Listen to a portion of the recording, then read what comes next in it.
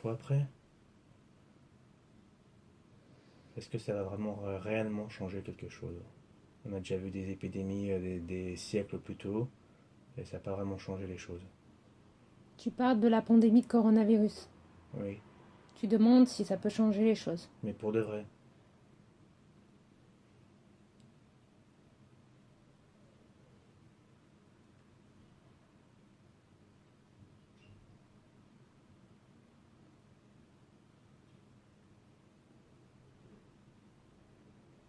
Même si au début, on a l'impression que ça change rien parce que les gens semblent rester dans leurs idées habituelles, leurs idées précédentes, il y a quand même quelque chose qui se joue dans toutes les intériorités actuellement.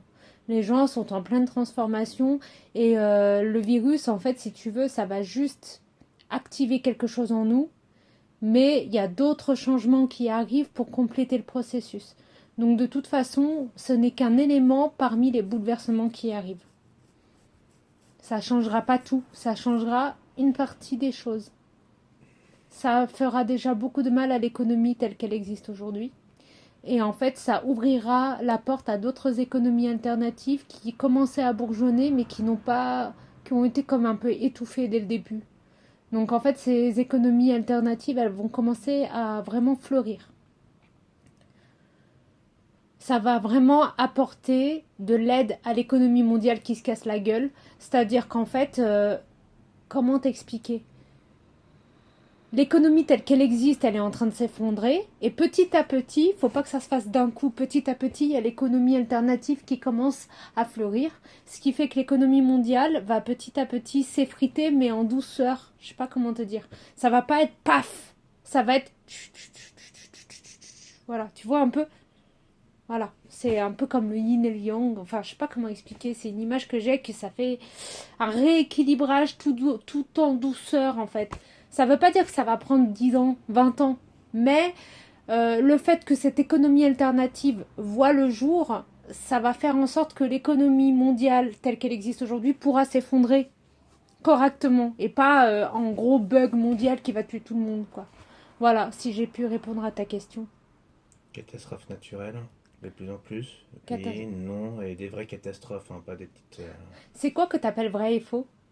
Vrai pour toi, c'est qui est visible et qui Non, dure non, dans le non, temps. c'est pas ça, c'est catastrophes, il y en a tous les jours, comme les tsunamis, mais c'est à l'autre bout du monde, ça ne touche pas vraiment. Et la multiplication, c'est vraiment une sorte de pandémie de catastrophes naturelles, tremblements D'accord. de terre, volcans un peu à droite et à gauche et partout et en même temps, quoi. D'accord, je vois ta question, je comprends mieux. En fait, j'ai l'impression que dans ton raisonnement, euh, pour toi, ce qui est réel, c'est quelque chose qui se voit à l'échelle mondiale et qui a des répercussions durables sur le mondial. Alors qu'en fait, la question, c'est pas ça. L'économie, c'est pas le mot, l'énergie de la Terre, elle pointe à des moments donnés sur le visible. Elle peut pas tout faire en même temps, parce que sinon on survivrait pas. L'énergie est telle actuellement qu'on survivrait pas. Donc elle est obligée de faire petit à petit les choses. Elle ne peut pas tout faire en même temps et trop longtemps et trop souvent. C'est comme ça pour tous les corps humains, hein, par exemple. Quand on est malade, ça sert à réparer des choses, ça sert à expulser des énergies qui sont trop fortes en nous, mais si on avait toutes les maladies en même temps, on ne survivrait pas. Donc on a petit à petit des petites maladies qui guérissent, qui repartent, qui reprennent, pour que l'énergie puisse circuler convenablement. On ne peut pas avoir une pandémie de catastrophes, comme tu dis, parce que c'est énergétique tout ça. Et Mhm. si l'énergie est trop forte, on ne survit pas, ni les animaux, ni les plantes, ni rien. Sinon, on se transforme en planète de feu, quoi. Tu vois un peu l'idée? Voilà.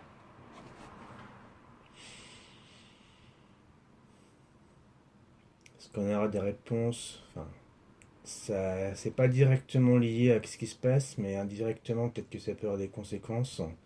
Peut-être que ça peut changer des états d'esprit. Mais des réponses sur l'origine de l'humain. En fait, tout est déjà écrit dans des livres qu'on n'a pas encore, on n'a pas encore accès à ces livres. L'origine de l'humanité, elle est connue par certains groupes, des groupes secrets, on me dit, des groupes secrets.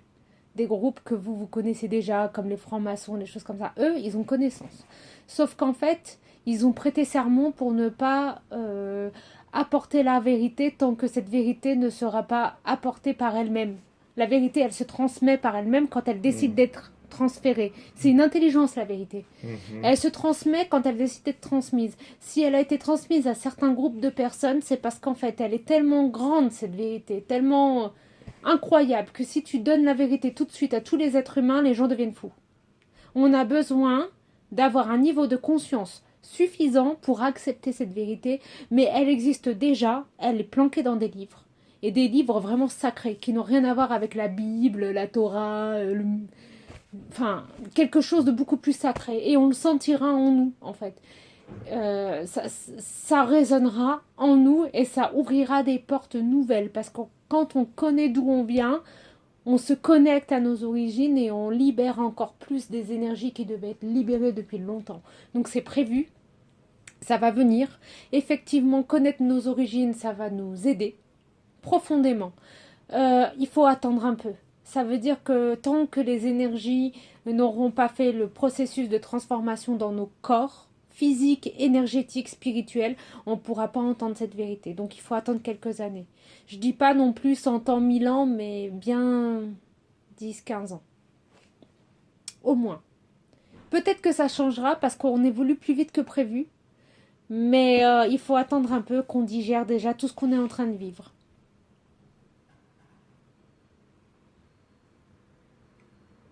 Je voudrais revenir sur les francs-maçons qu'on caractérise comme diaboliques. Il y a beaucoup de gens qui les caractérisent comme diaboliques. Et aujourd'hui, il faut accepter que quelle que soit l'entité, la structure qui existe sur Terre, elle n'est pas diabolique, elle est juste mêlée de sagesse et d'humain, il y a un mélange en fait. Chaque entité qui existe sur Terre a une part d'ombre et une part de lumière. Et en fait, il n'y a rien de mal ou de bien sur Terre, et même les pires monstres ont une part de lumière en eux. C'est difficile à entendre, mais même le pire des assassins a une part de lumière en lui, malheureusement ou heureusement. Il y a une part de lumière en chacun d'entre nous, et il faut l'accepter, et il faut accepter que ces entités ont peut-être des choses à nous apprendre. Comme les religions nous ont appris des choses, même si on croit que c'est purement mauvais la religion, elle a été introduite à l'être humain à un moment donné où l'humain avait besoin de se reconnecter à la chambre spirituelle. Chambre spirituelle. Voilà. En fait, on avait besoin d'une bibliothèque qui nous donne quelques clés et à cette époque-là, on pouvait pas comprendre les choses trop loin parce qu'on n'était pas prêt spirituellement. Donc on nous a donné en fonction aussi de nos limites spirituelles. À savoir qu'on avait besoin d'un cadre. Et ce cadre, aujourd'hui, on n'en a plus besoin. C'est pour ça que les religions telles qu'elles existent, elles sont en train de s'effriter. Et les religions de façon générale, elles vont s'effondrer toutes. Non, il n'y a pas d'effondrement. La religion en elle-même, elle n'est pas négative. La religion, elle doit se transformer pour se transformer en si. Elle doit se transformer pour devenir spirituelle. C'est-à-dire que chacun aura la liberté de croire en ce qu'il veut, de continuer à être musulman, juif, chrétien, hindouiste. Par contre, il faudra que sa croyance lui serve dans sa construction spirituelle. Si tout ce qui ne servira plus à la construction spirituelle s'effritera, mais pas d'un coup et pas de façon brutale. Et c'est pareil que pour ce qu'on disait, l'économie, etc. Si tu fais un effondrement brutal spirituel, il y a beaucoup de gens qui vont devenir fous parce qu'ils ne sont pas prêts. Donc la religion, telle qu'elle existe, existera tant qu'elle aura une utilité sur l'humain. Je reprécisais la question. Je parlais au niveau de la structure. Comme il existe une prophétie des derniers papes. L'église, elle est pourrie. C'est vraiment, il y a des pourritures dans l'église. Hein. Par contre, c'est quelque chose, l'église, où il faut comprendre qu'il y a des êtres qui n'ont pas envie de partager leur or, et ils ont beaucoup d'or actuellement. Et en fait, ça fait partie des structures qui doivent s'effondrer. Et qui s'effondrera assez rapidement. Mais le christianisme survivra. C'est-à-dire qu'on n'a plus besoin de l'église, mais par contre on a encore besoin d'un peu de christianisme en nous. Parce qu'on n'a pas compris tous les messages de Jésus notamment. Et tant qu'on n'aura pas compris tous les messages de Jésus, on aura besoin du christianisme. Ça ne veut pas dire que tout le monde aura besoin du christianisme, mais certaines personnes vont se retrouver dans le christianisme parce qu'ils auront la capacité de lire les entrelignes de la Bible. Dans chaque livre religieux, il y a des entrelignes à lire. Tous les livres qui existent ont une utilité. Même si ils te paraissent sombres, ils ont une utilité.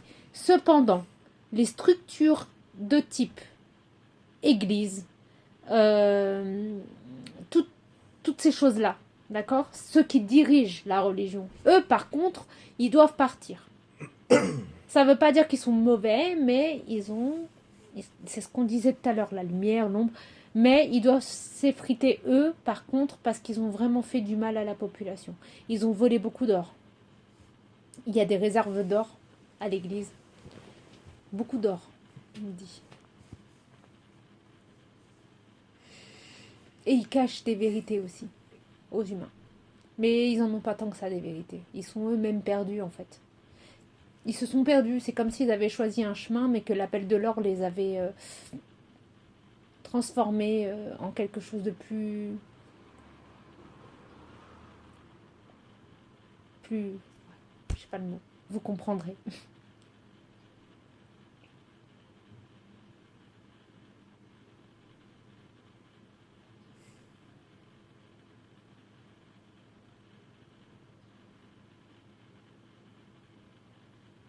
J'ai mon révolution qui me vient en moi. Une nouvelle révolution, quelque chose après la crise, règlement de compte. Tu parles d'un point de vue politique cette fois-ci. C'est ça? Peut-être plus politique, mais ça peut être une révolution des consciences aussi, je sais pas trop. Alors, l'éveil des consciences est Hmm, déjà en cours, ça c'est sûr. ouais. Il y a des gens qui vont être à la ramasse quand même, hein. Il y a des personnes qui veulent pas évoluer parce qu'elles ont peur. Elles ont tellement pas travaillé sur elles-mêmes qu'elles sont totalement perdues dans le nouveau monde qui arrive. Ces personnes-là, c'est pas sûr qu'elles suivent l'évolution des consciences. Et soit elles finiront par partir, soit elles resteront, mais elles seront très à la ramasse. Par rapport à ce qui est de l'ordre de la politique, moi, ce que je ressens, c'est une déperdition de la politique telle qu'elle existe en France notamment. C'est-à-dire que de moins en moins de gens vont faire confiance aux politiciens. C'est-à-dire que les politiciens vont s'élire eux-mêmes, parce qu'en fait, il y aura un taux de consternation, consternation tellement fort que les gens vont arrêter petit à petit de délire, de produire de la politique, en fait. Et en fait, les gouvernements ne survivront pas à ça. Donc les gouvernements tels qu'ils existent, ils pourront pas tenir. On va pas choisir la révolution dans le sens tout casser, mais on va choisir une révolution dans le sens mais j'arrête de jouer à ce jeu. J'ai plus envie, ce jeu m'intéresse plus. Et c'est comme ça que ça va se casser la gueule et qu'on va choisir d'autres façons de réagir, d'autres façons de, de conscientiser la politique, d'autres façons de créer le monde, d'autres façons de créer notre société, notre travail, notre système de santé, etc., etc. C'est progressif aussi, ça va se faire progressivement. Il va y avoir des grandes crises politiques, mais ces grandes crises politiques, elles vont se succéder de manière progressive. Et surtout, ce qu'il faut penser, c'est que l'effondrement de ces politiques-là, exactement comme l'économie, il y aura d'autres systèmes alternatifs qui vont bourgeonner de plus en plus et le remplacer. Des systèmes qui sont portés par Étienne Chouard, Franck Lepage, Chacun fait sa part à l'édition. ouais. Voilà. Et on montrera un exemple pour le monde ou on est quand même à la ramasse? Il y a des personnages qui sont des avant-gardistes. Je donnerai pas de nom.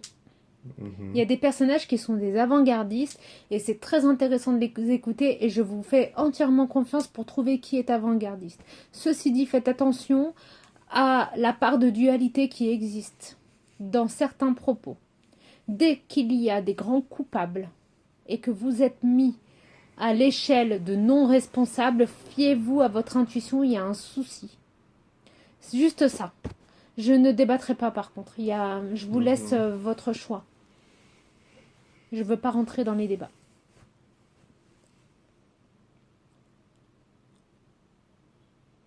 Meilleure communication pour la suite? Qu'appelles-tu communication? échange d'informations, mais de vraies informations utiles et pas de manipulation, quoi. Alors, tu n'as pas de manipulation possible sans décider d'être manipulé. C'est que il va se passer, c'est que les informations vont circuler de façon très fluide dorénavant et que les gens vont tout de suite sentir si l'information leur donne une vérité intérieure ou pas. Donc les gens vont choisir eux-mêmes l'information et petit à petit, les informations qui n'ont pas de résonance positive vont disparaître tout simplement. Il ne faut pas voir ça comme une guerre et ça va se faire aussi progressivement. Mais par contre, on va rentrer dans une période où il va y avoir toutes sortes d'informations. Il faudra juste laisser son cœur résonner. Tout le monde a le droit de donner sa part de l'information. Et ça, c'est ce qui va se passer. De plus en plus de chaînes sur YouTube, sur Facebook, sur Instagram, sur Twitter, etc. Les gens vont commencer réellement à s'exprimer. Donc on va être noyé dans des informations, mais naturellement, comme on sera de plus en plus éveillé, on va apprendre à filtrer naturellement. On n'aura pas besoin de dire attends, il ment pas, c'est de la manipulation. On le sentira à l'intérieur du cœur, ça vibrera. Tout simplement.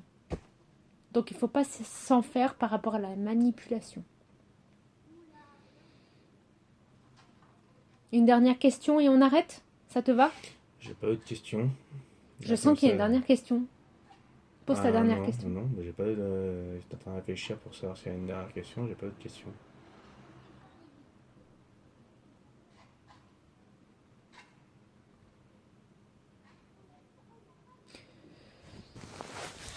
Une rayonnance terrestre. Une rayonnance terrestre. Attends. J'essaie de comprendre ce que tu veux dire par rayonnance terrestre. On va rayonner dans le monde. Enfin, on va rayonner dans l'univers plutôt. Ouais, en fait, la Terre, si tu veux, c'est un terreau fertile. La Terre, c'est quelque chose, vraiment, c'est un bijou déjà sur le système solaire, dans l'univers. C'est quand même, ça fait partie des bijoux, d'accord? Et en fait, on rayonne déjà. Sauf que comme on est des enfants, on rayonne d'une façon un peu bizarre. Ceci dit, c'est en train de se réguler, mais en fait, si tu veux, comme on rayonne déjà, je ne sais même pas si je dois répondre à cette question. Laissons faire le chemin, le travail, et voilà.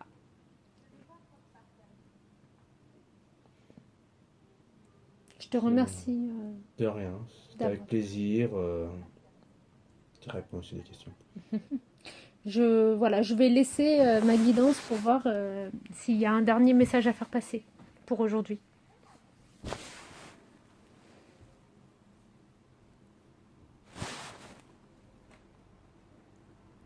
Alors, aujourd'hui, tout est compliqué pour vous parce que vous n'avez plus la liberté de faire ce que vous vouliez faire d'un point de vue physique.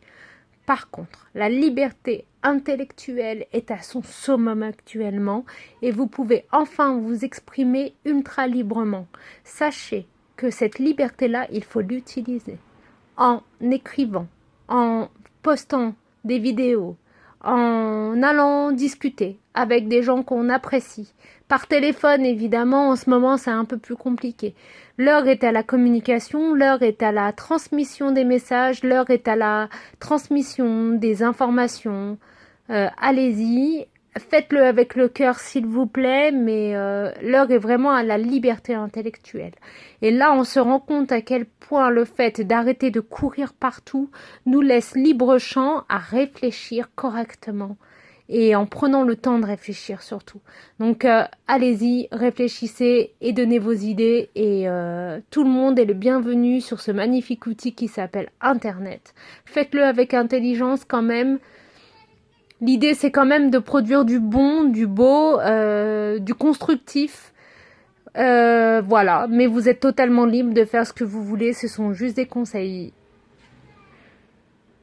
Je crois que c'était le message qui devait passer. Voilà, je stoppe cet enregistrement et je vous remercie de m'avoir écouté.